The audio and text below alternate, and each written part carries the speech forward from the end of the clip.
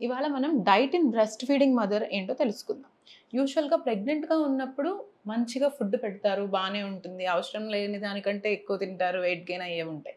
But once deliver అయిపోగానే focus అంతా baby మీదకెళ్ళడం వల్ల చాలా ఫుడ్ రెస్ట్రిక్షన్స్ అనేవి మదర్ మీద ఉంటాయి.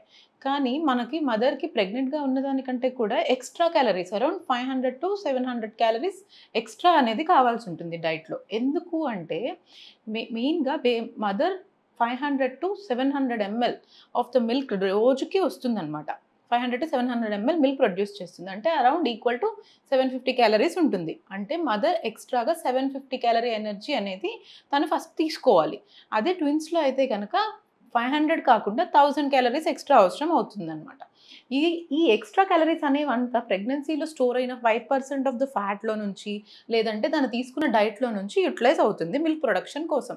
సో, తన డైట్ రెస్ట్రిక్షన్ అనేది ఉండకుండా కరెక్ట్‌గా తినాల్సి ఉంటుంది. సో, ఎలాంటి ఫుడ్ తీసుకోవాలి అంటే బ్యాలెన్స్డ్ న్యూట్రిషియస్ రిచ్ ఫుడ్ తీసుకోవాలి.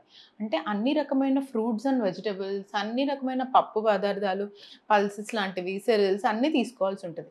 Especially calcium requirement and iron requirement ఎక్కువ ఉంటుంది కాబట్టి, దానివల్ల వాళ్ళకి మిల్క్ ఖచ్చితంగా తీసుకోవాల్సిన అవసరం ఎంతైనా ఉంది.